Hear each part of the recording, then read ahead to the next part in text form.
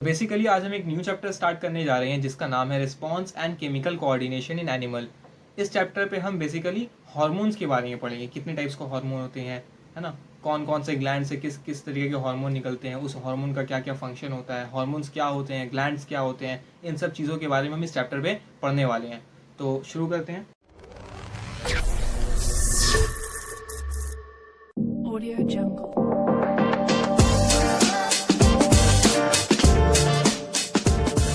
तो चैप्टर का नाम है response and chemical coordination in animal. तो जल्दी जल्दी इसको चेंज कर लेते हैं जल्दी से ताकि पढ़ने में आसानी हो। अच्छा, आज का गोल क्या है हमारा? गोल सबसे पहले हम लोग पढ़ेंगे व्हाट इज हार्मोन। अच्छा, some basics, what is gland.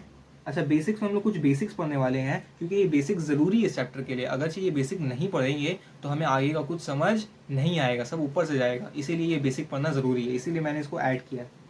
What is hormone, what some basics पढ़ेंगे, व्हाट इज ग्लैंड पढ़ेंगे, और how does hormone work, hormone कैसे काम करता है हमारे बॉडी में वो भी जानेंगे। पिट्यूटरी ग्लैंड को आज पढ़ेंगे हम लोग, ठीक है, और पार्ट्स ऑफ पिट्यूटरी ग्लैंड भी आज ही पढ़ लेंगे, और disease cause by the pituitary gland वो भी आज पढ़ लेंगे। तो पिट्यूटरी ग्लैंड का पिट्यूटरी ग्लैंड क्या है, कितने टाइप्स, कितना पार्ट्स होते हैं पिट्यूटरी ग्लैंड पे, वो सारा आज पढ़ेंगे, और साथ ही साथ उससे रिलेटेड डिजीज भी पढ़ लेंगे। लेकिन फंक्शंस जो होगा वो हम लोग नेक्स्ट लेक्चर में पढ़ेंगे, क्योंकि अगर हम सारा कुछ इंक्लूड कर दे पिट्यूटरी ग्लैंड का और बेसिक के साथ तो वो लेक्चर बहुत बड़ा बन जाएगा।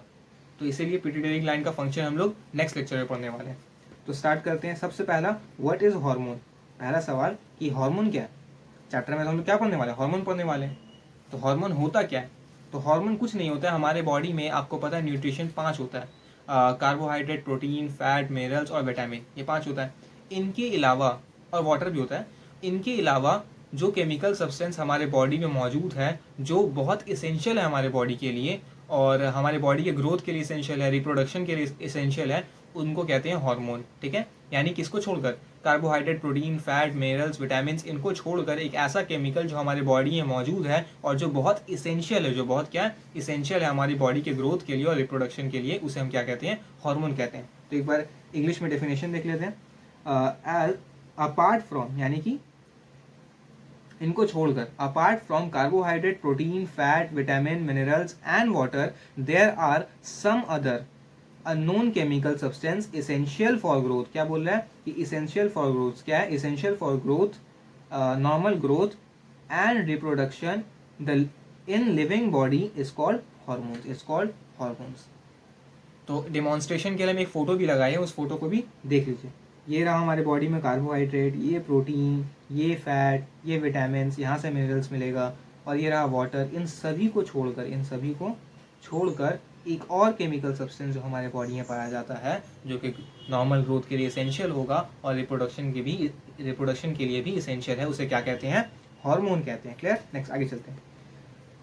अब कुछ हेडिंग डाले हम, strong roots for a stronger understanding, यानी कि बेसिक, कि हमें अपना रूट को क्या करना है? मजबूत करना है, जड़ को, ताकि हम आने वाले चैप्टर में जितने टॉपिक्स है उसको अच्छे से अंडरस्टैंड कर पाए। तो आइए, सबसे पहले सेल। सर ये सेल क्या होता है? ज़्यादातर बच्चों को ये मालूम होगा सेल क्या होता है, लेकिन कुछ बच्चे को नहीं मालूम होगा। उनको बता दूं कि cell is the unit of life. तो सेल क्या होता है कि cell is the basic unit of life, यानी लाइफ, यानी कि हमारा शरीर जो है वो सेल से मिलकर बना है ना। क्लियर? हम आँख से नहीं देख सकते, सेल बहुत छोटा होता है, लेकिन हमारा शरीर जो है वो सेल से मिलकर बना है, यानी कि हर एक सेल ऐसे जुड़ कर क्या बना? हमारा शरीर बना है। तो याद रखना है, cell is the basic unit of life. A cell is the basic unit of life. It is smallest part of living thing that can carry out all functions needed for life. Clear? बस एक चीज याद रखना, cell is the basic unit of life. ठीक है, हमारा body किससे मिलकर बना है? सेल से मिलकर बना है। ठीक है, सेल से मिलकर हमारा बॉडी बना है, इसको याद रखना है। टिश्यू। सर टिश्यू किसे कहते हैं? जब एक से ज़्यादा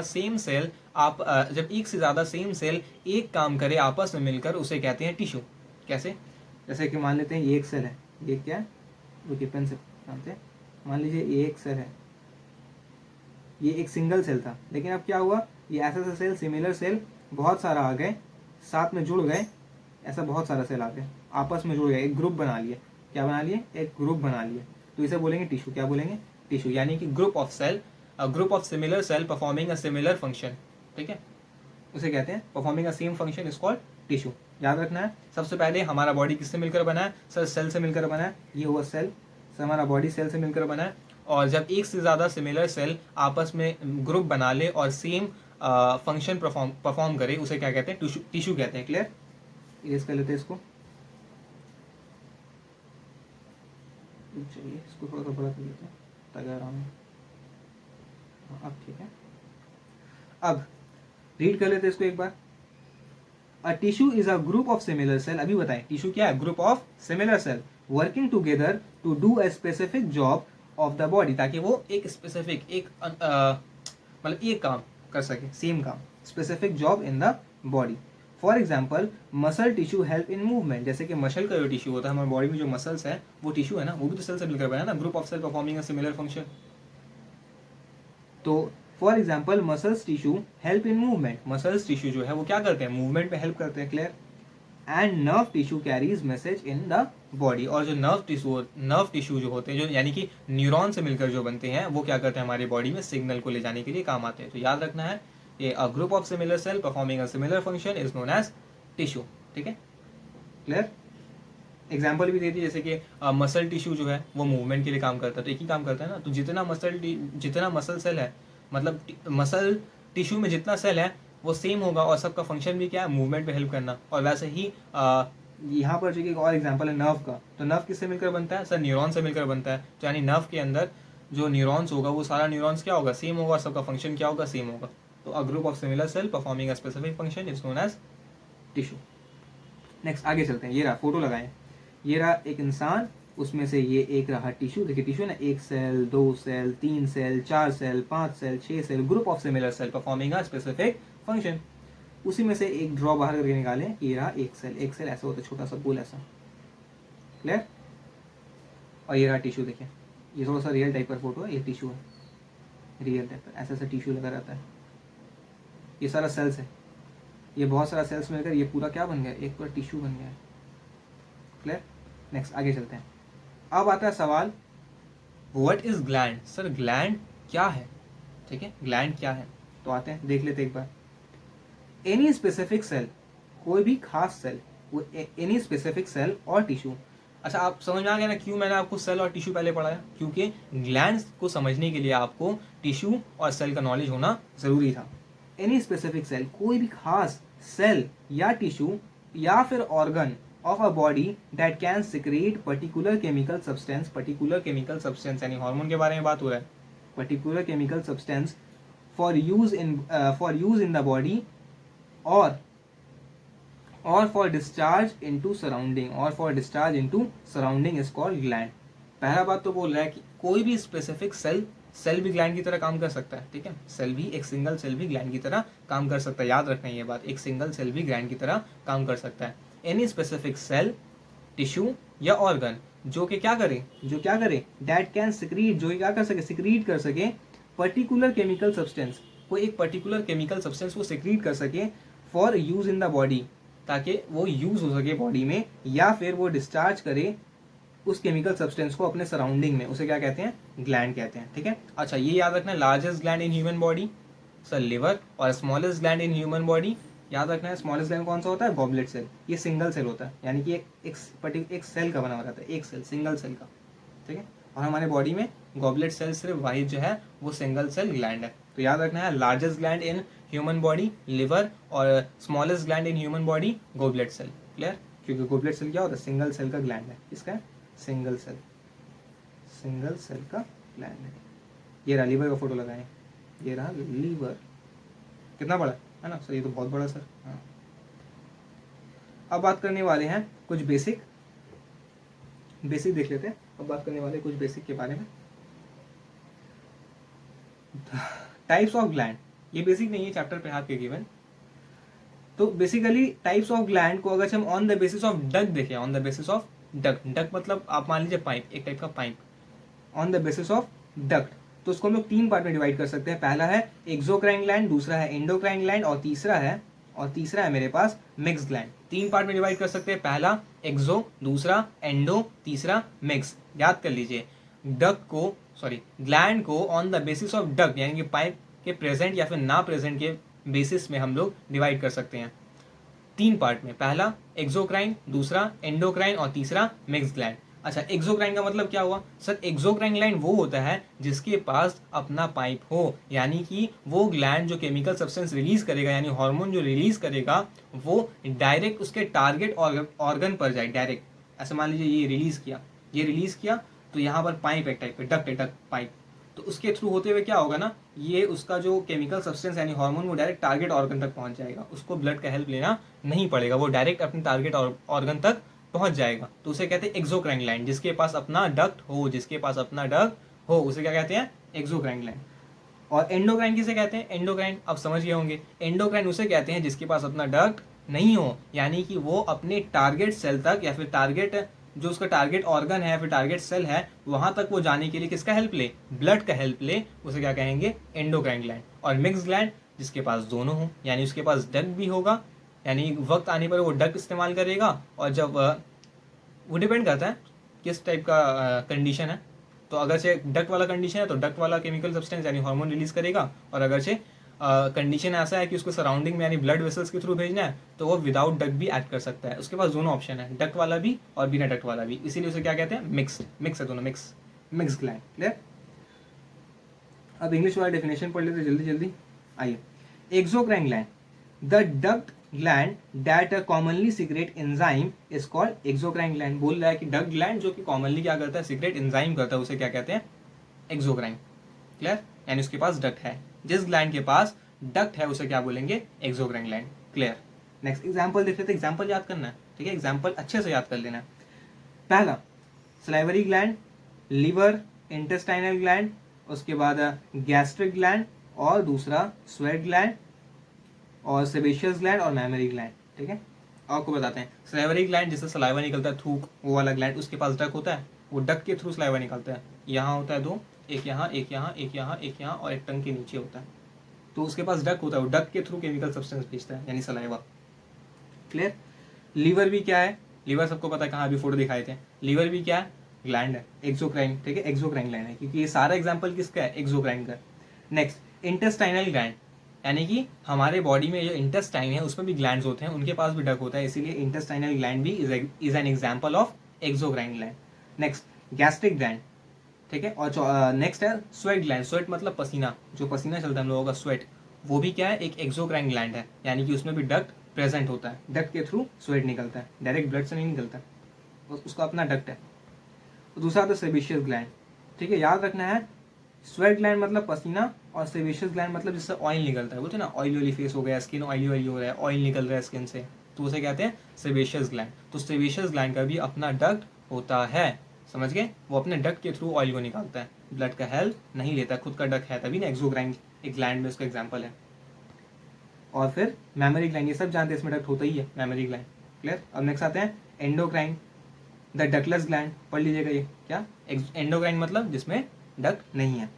अच्छा, उसका एग्जाम्पल देख लेते हैं। पिट्यूटरी ग्लैंड, एग्जाम्पल याद कर लेना, पिट्यूटरी ग्लैंड, थायराइड ग्लैंड और एड्रेनल ग्लैंड, तीन है, पिट्यूटरी, थायराइड, एड्रेनल। पिट्यूटरी है, पिट्यूटरी ग्लैंड कहाँ पर होता है, क्या कहाँ पर होता है और कैसे लोकेट होता है, कितना पार्ट्स होता है, ये सारा पढ़ने वाले हैं। लेकिन अभी आप इतना जान लीजिए कि पिट्यूटरी ग्लैंड कहाँ पर होता है? ब्रेन पे होता है। कहाँ पर होता है? ब्रेन पे होता है। ठीक है। थायराइड ग्लैंड यहाँ पर होता है, नेक पे, यहाँ थायराइड ग्लैंड।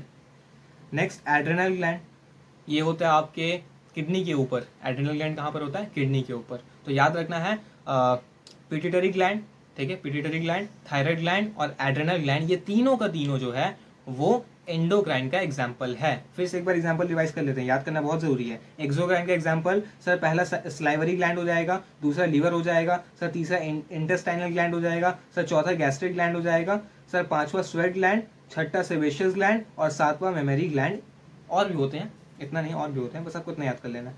और सर एंडोक्राइन जिसमें डक्ट नहीं होता है उसका एग्जाम्पल क्या है सर? तीन ही अभी याद करना है। पिट्यूटरी ग्लैंड जो कि सर पे होता है यानी ब्रेन पे, और थायराइड ग्लैंड जो कि नेक पे होता है, और एड्रेनल ग्लैंड जो किडनी के ऊपर होता है। पिट्यूटरी, एड्रेनल और एक कौन सा था? थायराइड। ये तीनों याद कर लेना है। अब आते हैं मिक्स, ये तो ऐसे याद रह जाएगा, इसका ज़्यादा एग्जाम्पल नहीं होता है। मिक्स मतलब दोनों होगा। The gland which have both, या फिर which has both exocrine and endocrine, यानी कि उसके पास एक्सोक्राइन वाला ही प्रॉपर्टी है और एंडोक्राइन वाला भी प्रॉपर्टी है।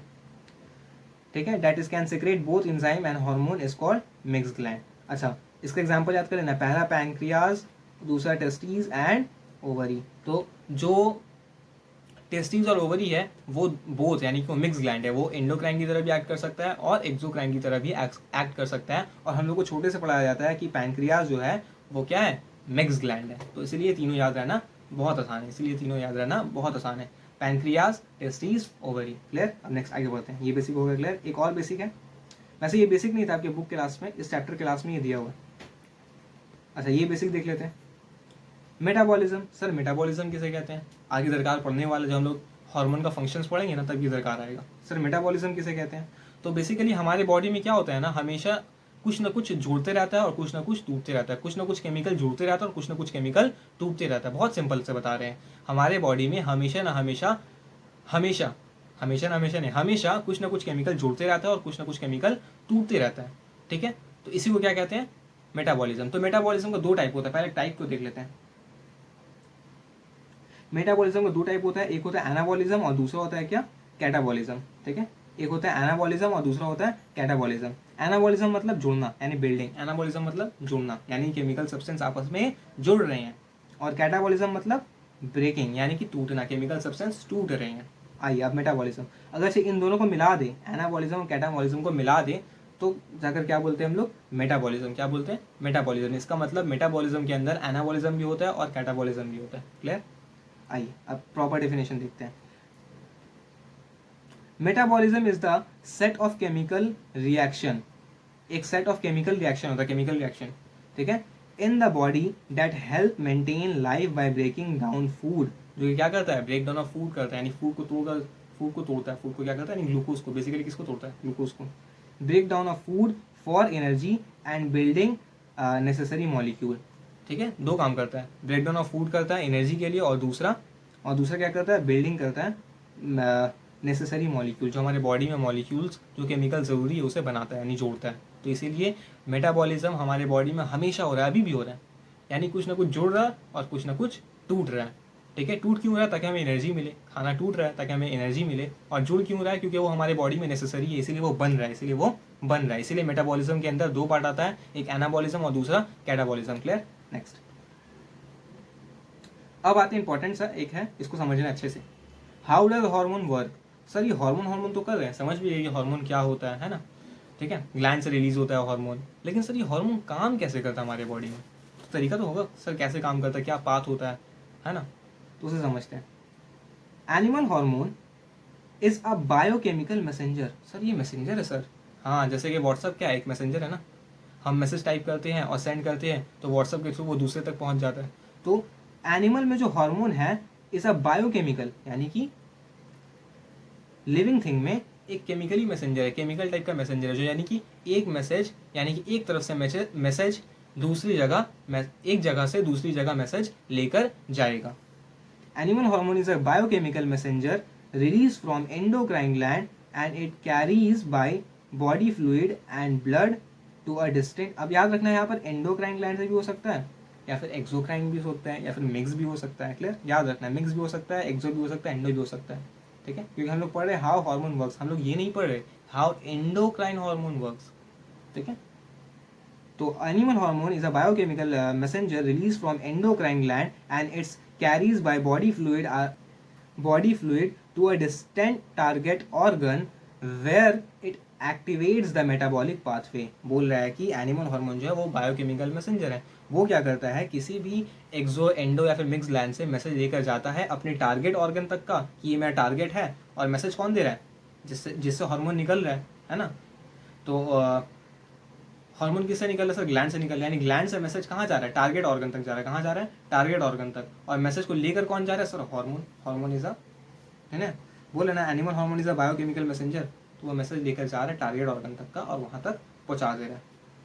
ठीक है, इट कैरीज बॉडी फ्लूइड, ठीक है, to a distant target organ where activate, जहां जाकर वो क्या करेगा, एक्टिवेट कर देगा क्या, मेटाबॉलिज्म, क्योंकि हमारे बॉडी में मेटाबॉलिक पाथवे तो चल रहा है हर टाइम, कुछ ना कुछ बन रहा है और कुछ ना कुछ टूट रहा है, हमेशा ही हो रहा है बॉडी पे। तो वो टारगेट ऑर्गन पे जाएगा और उसका मेटाबॉलिक प्रोसेस को या फिर उसका मेटाबॉलिक पाथवे को चेंज कर देगा, क्योंकि वही मैसेज होगा ना। अब मैसेज तो नहीं करेगा खाना खा लिया, या तो मैसेज नहीं होगा, मैसेज मेटाबॉलिक पाथवे को चेंज करने के लिए होगा, क्योंकि हमारे बॉडी में दो मेन ही काम है, एक तोड़ना, एक जोड़ना। क्लियर। नेक्स्ट, ये रहा एक फोटो दी है, ये ग्लैंड हम लोग पढ़ने वाले हैं फ्यूचर में, यानी फ्यूचर लेक्चर में पढ़ने वाले, ये एड्रेनल मेड्यूला। इससे हार्मोन निकलता है, ये एक एंडोक्राइन ग्लैंड है, और ये ब्लड पे गया, कहाँ गया, ये ब्लड पे गया, तो ब्लड वेसल जाएगा हार्ट पे, तो ये इमरजेंसी के टाइम पे काम करता है। तो जैसे ही ये हार्मोन हार्ट पे गया तो ये मैसेज लेकर गया, एड्रेनल ग्लैंड से मैसेज लेकर गया, एड्रेनल ग्लैंड उसे मैसेज किया, भाई इमरजेंसी कंडीशन आ गया है, जल्दी से हार्ट रेट बढ़ा दो, एनर्जी चाहिए, है ना, यानी कि बॉडी में ब्लड फ्लो स्पीड करना है ताकि सर्कुलेशन हो पाए अच्छे से, ऑक्सीजन और कार्बन डाइऑक्साइड का पूरे बॉडी में, और ब्रेकडाउन ऑफ फूड हो पाए, है ना, ऑक्सीजन का मात्रा बढ़ाना है, तो हार्ट बीट बढ़ा दो। तो एड्रेनल ग्लैंड ये मैसेज लिखा और अपने हार्मोन को दे दिया, और वो ब्लड के थ्रू ले जाकर कहाँ चला गया, हार्ट पे चला गया। तो पहले हार्ट क्या था, स्लो स्लो धड़क रहा था, फिर क्या हो गया, इंक्रीज हार्ट बीट हो गया, यानी मैसेज लेकर चला गया, ठीक है, act like a messenger. Next हम लोग क्या पढ़ने वाले हैं, एंडोक्राइन ग्लैंड। अब क्या पढ़ने वाले हैं, एंडोक्राइन ग्लैंड। एंडोक्राइन हम लोग सारा का सारा ग्लैंड आज नहीं पढ़ेंगे, सिर्फ और सिर्फ एक ग्लैंड पढ़ेंगे, यानी पिट्यूटरी ग्लैंड के बारे में, वो भी फंक्शन नेक्स्ट लेक्चर पे देखेंगे, आज सिर्फ और सिर्फ डिजीज तक स्टार्टिंग में बताए थे। पिट्यूटरी ग्लैंड, लोकेशन क्या है, pituitary gland is situated under the brain with a small bony cavity, the sella turcica of the sphenoid bone. पहले देख लेते हैं, यहाँ पर आइए, यहाँ को और से देखना, ये जो आप देख रहे हैं ना, ये आइज है, देखिए ये ह्यूमन आइज है, हाँ सर आइज है, ये नोज है यहाँ पर, और यहाँ से एक बोन आ रहा है, ये वाला बोन। अब ध्यान से देखना है सर, ये जो बोन आ रहा है यहाँ पर, ये क्या कर रहा है ना सर, एक कैविटी बना रहा है, कैविटी मतलब खाली जगह, कैविटी मतलब खाली जगह। तो ये बोन की वजह से क्या हो रहा है ना, एक खाली जगह बन रहा है ना, खाली जगह बन रहा है ना, ये वाला हिस्सा, हाँ, इसी को कहते हैं सेला टर्सिका। क्या कहते हैं, सेला टर्सिका, जो बोन की वजह से बन रहा है, अगर जब बोन नहीं होता तो वो खाली जगह नहीं होता। Pituitary gland is situated, location के बारे में जान रहे हैं, पिट्यूटरी ग्लैंड कहाँ पर होता है, pituitary gland is situated under the brain with a small bony cavity, है ना, बोनी कैविटी है कि नहीं, जिसको हम लोग क्या कहते हैं, sella turcica of the sphenoid bone. और ये जो बोन है ना, इसे स्फेनॉइड बोन कहते हैं, ये वाला बोन जो भी हमको दिख रहा है, ये वाला बोन जो दिख रहा है, ये जो बोन आ रहा है आइस के नीचे से, ये बोन आ रहा है ना यहाँ पर, ये पूरा ये वाला बोन, इसे कौन सा बोन कहते हैं, स्फेनॉइड बोन, स्फेनॉइड, याद रखना, स्फेनॉइड बोन कहते हैं इसे। नेक्स्ट, अब ये एक सवाल है, एक सवाल यहाँ लिखा है, how does the pituitary gland connect with brain. Sir ये तो लटक रहा है, ये रहा सर ब्रेन, ऊपर में ये पूरा पूरा पूरा पूरा ब्रेन है, लेकिन सर ये ब्रेन से कनेक्ट कैसे है, सर ये इसी के थ्रू है, ये वाले देख रहे हैं ना आप, इसी के थ्रू है। सर इसका नाम क्या है सर, यहाँ तो क्वेश्चन पूछ लिया है, how does the pituitary gland connect with the brain. तो आंसर हो गया, the human pituitary gland is a small P shape, यानी कि पी मतलब मटर की तरह, है ना, मटर की तरह, अभी तो फोटो में देखें, small P shape gland and remain attach with brain bye pituitary stack. क्या कहते हैं सर, स्टैक, क्या कहते हैं, स्टैक, मुझे लंबा सा था ना, ये वाला पिट्यूटरी स्टैक, जिसको हम लोग इन्फंडिब्यूलम कहते हैं। क्या कहते हैं, इन्फंडिब्यूलम, क्या कहते हैं, इन्फंडिब्यूलम। क्लियर, तो याद रखना है, पिट्यूटरी हार्मोन ब्रेन से कैसे कनेक्ट है सर, पिट्यूटरी हार्मोन ब्रेन से पिट्यूटरी स्टैक, यानी कि उसको हम लोग इन्फंडिब्यूलम भी कहते हैं, उसके हेल्प के थ्रू कनेक्ट है। क्लियर, लटक रहा है। नेक्स्ट आते हैं parts of pituitary gland. Sir pituitary gland को, पिट्यूटरी ग्लैंड का कितना पार्ट्स होता है ना, तो याद कर लेते हैं, पिट्यूटरी ग्लैंड का टोटल 2 पार्ट होता है, एक होता है एंटीरियर, एक होता है पोस्टीरियर, है सर। एंटीरियर मतलब क्या होता है सर, पोस्टीरियर मतलब क्या होता है, तो समझाते हैं। फॉर एग्जाम्पल, सामने वाले पार्ट को कहते हैं एंटीरियर, ठीक है, एंटीरियर, और पीछे वाले को कहते हैं पोस्टीरियर। तो ब्रेन जो है हमारा यहाँ पर, तो पिट्यूटरी ग्लैंड एक आगे की तरफ है, जब हम लोग साइड से देख रहे थे, यहाँ से जब देख रहे थे तो हमें बराबर दिख रहा था, लेकिन एक पिट्यूटरी ग्लैंड आगे की तरफ है, यानी थोड़ा सा आगे निकला हुआ, और दूसरा पिट्यूटरी ग्लैंड थोड़ा सा पीछे निकला हुआ। तो जो एंटीरियर की तरफ है, यानी बाहर की तरफ, सामने की तरफ, उसे कहते हैं एंटीरियर पिट्यूटरी, और जो पीछे की तरफ उसे क्या कहते हैं, पोस्टीरियर पिट्यूटरी। अगर आपको समझ में आ गया तो मेरे एक सवाल का जवाब दीजिए, ह्यूमन में हार्ट जो होता है वो कौन सा साइड होता है, एंटीरियर साइड या पोस्टीरियर साइड, तो सब जवाब दे देगा सर एंटीरियर साइड होता है। अच्छा, ह्यूमन में जो वर्टिब्रल कॉलम यानी रीढ़ का हड्डी जो होता है वो कौन सा साइड होता है, एंटीरियर साइड यानी सामने वाला साइड, या फिर posterior side, sir posterior side. तो वैसे ही पिट्यूटरी का भी 2 पार्ट है, एक एंटीरियर जो हम लोग का ब्रेन के बीचों बीच है, यहाँ कहीं बीच में होगा, अंदर पे, ये फोटो पे दिख रहा है ना, यहाँ देखिए, है ना, ये ब्रेन के देखिए बीच पे है, यहाँ आइस के अंदर जाकर यहाँ पर कहीं होगा, अंदर पे, तो एक सामने की तरफ है एंटीरियर, एक थोड़ा सा पीछे की तरफ, ऐसा होता है, ऐसा एक थोड़ा सामने की तरफ, एक थोड़ा पीछे की तरफ, तो एंटीरियर और पोस्टीरियर। तो पार्ट्स ऑफ पिट्यूटरी ग्लैंड कौन कौन सा, एक है एंटीरियर पिट्यूटरी और दूसरा है पोस्टीरियर पिट्यूटरी। एंटीरियर पिट्यूटरी को एपी कहते हैं और पोस्टीरियर पिट्यूटरी को पीपी। क्लियर। अब आते हैं एंटीरियर पिट्यूटरी को दो पार्ट में और डिवाइड किया गया।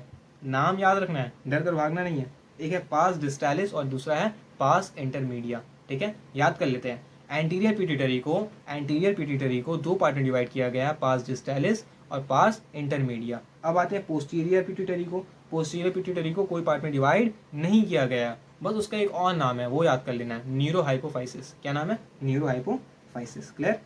तो फिर से एक बार रिकैप कर लेते हैं सर। पिट्यूटरी का दो पार्ट है, एक है एंटीरियर पिट्यूटरी, दूसरा है सर पोस्टीरियर पिट्यूटरी। डन। एक है एंटीरियर पिट्यूटरी और दूसरा है posterior pituitary. Sir anterior pituitary को फर्दर दो पार्ट में डिवाइड किया गया है, एक है पार्स डिस्टालिस और दूसरा है parse intermedia. Sir posterior pituitary को ना डिवाइड नहीं किया गया, उसका एक और नाम है, लेकिन वो याद कर लेना है, वो है न्यूरोहाइपोफाइसिस। क्लियर। नेक्स्ट आगे चलते हैं। ये आप फोटो देख लीजिए, ये रहा एंटीरियर और ये रहा पोस्टीरियर, और ये वाला जो है ना पार्ट, ये वाला, ये आपका सेला टर्सी यानी कि बोनी कैविटी। क्लियर। डन। ये वाला एंटीरियर, ये सामने है, सामने, इसलिए इसे क्या बोल रहे हैं, एंटीरियर, और इसे ये पीछे है तो इसे क्या बोल रहे हैं, पोस्टीरियर। अब एंटीरियर पिट्यूटरी से कौन कौन सा हार्मोन रिलीज होता है याद कर लेना है। ठीक है, इन सारे हार्मोन को डिटेल्स में पढ़ेंगे, लेकिन आने वाले लेक्चर पर, अभी नहीं। ठीक है। सबसे पहले hormone secreted from anterior pituitary. कौन कौन सा हार्मोन जो है वो एंटीरियर पिट्यूटरी से सिक्रेट होता है। पहला ACTH, जिसका फुल फॉर्म है एड्रीनोकॉर्टिकोट्रॉफिक हार्मोन, एड्रीनोकॉर्टिकोट्रॉफिक हार्मोन, और एड्रीनोकॉर्टिकोट्रॉफिन।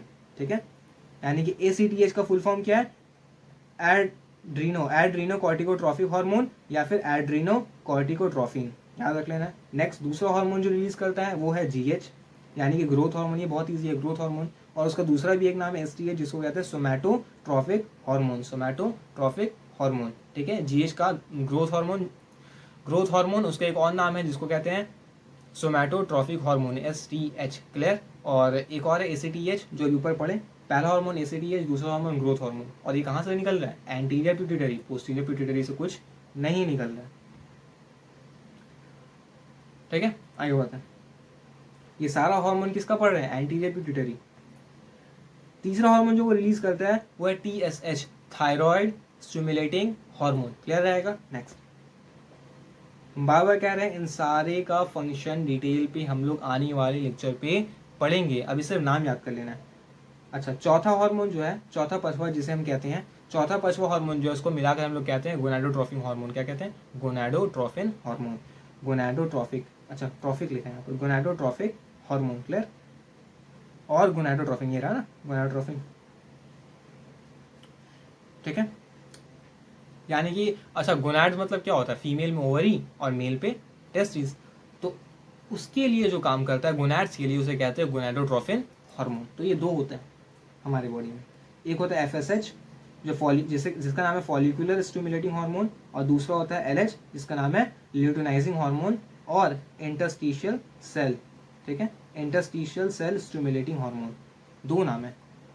LH का दो नाम है, पहला एक है ल्यूटिनाइजिंग हार्मोन और दूसरा है interstitial cell stimulating hormone, ICSH। Clear रखना है। ठीक है, गोनाडोट्रोफिन हार्मोन क्यों नाम है, क्योंकि गोनाड्स किसे कहते हैं, मेल पे वो हो जाएगा टेस्टिस और फीमेल पे हो जाएगा ओवरी, यानी कि वो हार्मोन जो गोनाड्स से रिलेट हो, यानी कि गोनाड्स पे उनका काम हो, उन्हें कहते हैं गोनाडोट्रोफिन हार्मोन। और वो दो है आपके सिलेबस में, पहला FH फॉलिकुलर नहीं LH ल्यूटिनाइजिंग हार्मोन, दूसरा है FSH follicular stimulating hormone. Clear. छठा जो हार्मोन रिलीज करता है एंटीरियर पिट्यूटरी वो है प्रोलैक्टिन, यानी कि LTH, ये रहा लियोट्रॉफिक हार्मोन, इसे क्या कहते हैं, लियोट्रॉफिक हार्मोन। और लैक्टोजेनिक हार्मोन, यानी प्रोलैक्टिन कब काम आता है, फीडिंग के टाइम पर प्रोलैक्टिन। ठीक है, मिल्क फीडिंग के टाइम पर ये काम आता है। अब आते हैं सर, ये ट्रॉफिक हार्मोन क्या होता है, ट्रॉफिक हार्मोन ये याद कर लेना था, ऐसे दिमाग में बैठा लेना। ट्रॉफिक हार्मोन किसे कहते हैं, जितना हार्मोन अभी हम लोग पढ़े हैं वो सारा का सारा कहाँ से निकल रहा था, सर वो सारा का सारा एंटीरियर पिट्यूटरी से निकल रहा था, तो वो सारे के सारे हार्मोन को क्या बोलेंगे, ट्रॉफिक हार्मोन। फिर से सुन लीजिए, अभी जितना हार्मोन का नाम पढ़े, टोटल कितना था सर, टोटल था 6। ये जितना हार्मोन का नाम पढ़े ये सारा का सारा कहाँ से निकल रहा था सर, एंटीरियर पिट्यूटरी से निकल रहा था। तो ये सारे का सारा हार्मोन क्या हो गया, ट्रॉफिक हार्मोन, यानी बेसिकली वो सारा हार्मोन जो एंटीरियर पिट्यूटरी से निकलता हो उसे क्या कहते हैं, ट्रॉफिक हार्मोन कहते हैं। अंग्रेजी पढ़ लीजिएगा, फिर भी हम पढ़ देते हैं। Those hormone which are secreted which are secreted from anterior pituitary and stimulates the different target glands for their growth, और stimulate करे, प्रभाव डाले दूसरे ग्लैंड के ऊपर, है ना, दूसरे ग्लैंड के ऊपर प्रभाव डाले उनके ग्रोथ के ऊपर या फिर उनके फंक्शंस के ऊपर या एक्टिविटीज के ऊपर, are called trophic hormone, clear. Those hormones which are secreted from anterior pituitary, ठीक है, and stimulates the different target organ, और जो उनका टारगेट है उसको जाकर स्टिमुलेट करे और उनका फंक्शंस पे या फिर ग्रोथ पे प्रभाव डाले, उन्हें क्या कहते हैं, ट्रॉफिक हार्मोन कहते हैं। बेसिकली जो हार्मोन एंटीरियर पिट्यूटरी से निकल रहा है, से निकल रहा है उसे क्या बोलेंगे, ट्रॉफिक हार्मोन बोलेंगे। नेक्स्ट आते हैं मास्टर ग्लैंड। सर ये मास्टर ग्लैंड क्या होता है, मास्टर साहब, मास्टर ग्लैंड, तो मास्टर ग्लैंड क्या होगा, since anterior pituitary perform a master role, ये मास्टर की तरह रोल कर रहा है। सर कैसे, फॉर एग्जांपल एक हार्मोन का नाम हम लोग पढ़े थे TSH, थायराइड स्टिमुलेटिंग हार्मोन।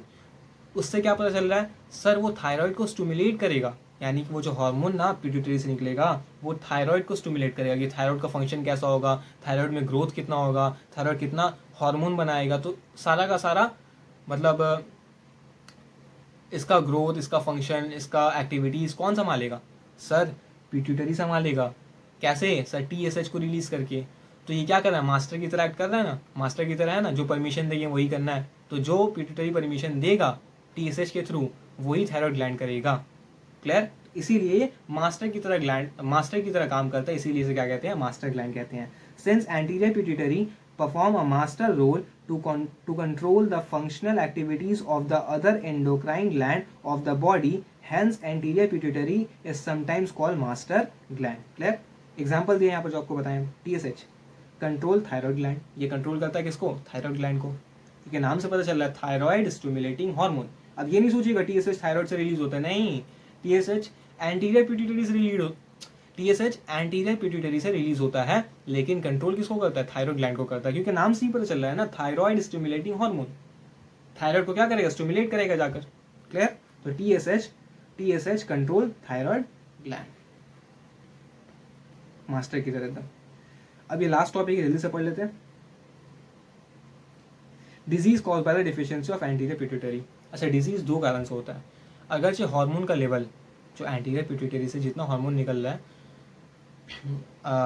उसमें से ना सारा का डिजीज आपके बुक में नहीं है, सिर्फ और सिर्फ एक हार्मोन का डिजीज है, वो है क्या है, वो है GH और STH, यानी कि ग्रोथ हार्मोन से रिलेटेड जो डिजीज है वो आपके बुक में दिया हुआ है। इसलिए देखिए हंसने वाले इमोजी बनाए, क्या आप लोगों का सही है, सिर्फ एक हार्मोन का डिजीज को पढ़ना है जो कि एंटीरियर पिट्यूटरी से रिलेटेड है, वो है ग्रोथ हार्मोन। अब हार्मोन का क्या केस है ना, कि हार्मोन अगरचे बढ़ भी जाए तब भी बीमारी हो जाएगा, और हार्मोन अगरचे घट भी जाए तब भी बीमारी हो जाएगा, दोनों केस डेंजर है। आइए पढ़ते हैं। अगरचे ग्रोथ हार्मोन इंसान के शरीर में बढ़ जाए, कब बढ़ जाए सर, चाइल्डहुड में बढ़ जाए, ठीक है, तो क्या होगा सर, अगरचे अच्छा जब बढ़ जाए तो उसे कहते हैं हाइपर, क्या कहते हैं, हाइपर। कोई भी चीज़ बढ़ जाता है तो उसे क्या कहते हैं, हाइपर, और कोई भी चीज़ घट जाए तो उसे क्या कहते हैं, हाइपो। कोई भी चीज़ बढ़ जाता है उसे कहते हैं हाइपर, और कोई भी चीज़ घट जाता है उसे कहते हैं हाइपो।